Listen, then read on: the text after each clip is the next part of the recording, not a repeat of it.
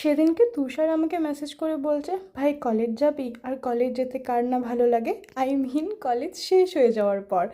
যখন কলেজ চলতো তখন অতটা ভালো লাগতো না, তবে আমাদের কলেজ জীবন ভীষণ ভালো কেটেছে। তো কলেজ শেষ হয়ে যাওয়ার পরও এই জায়গাটাকে ভীষণ মিস করি, আর সুযোগ পেলেই চলে যাই।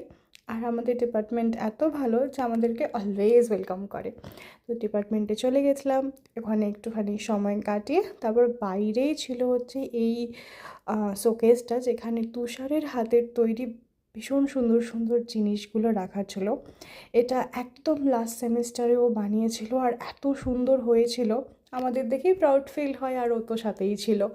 তারপর দুজনে মিলে চলে গেছিলাম গঙ্গার ঘাটে, আর অনেক দিন পর আমরা গঙ্গার ঘাটে এলাম। সেদিনকের ওয়েদারটাও ভীষণ সুন্দর ছিল, তো ভীষণ সুন্দর সুন্দর ছবি ভিডিও তুলবো বলে।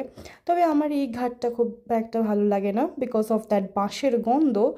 কিন্তু ছবি ভিডিওর জন্য কুচবি, তো আমরা অনেক ছবি তুলি, ভিডিও করি, গল্প করি, মাস্তি করি, অনেক পিএনপিসি করি।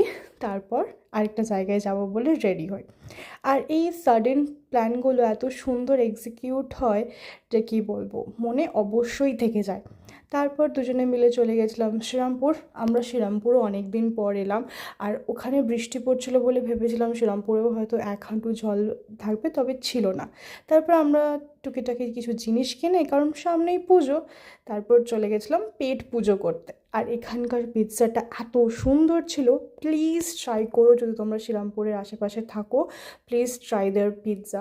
তারপর আরেকটু খাওয়া দাওয়া করে চলে গেছিলাম বাড়ি, সাথে নিয়েছিলাম অনেক গাছ। আজকের জন্য এটুকুই।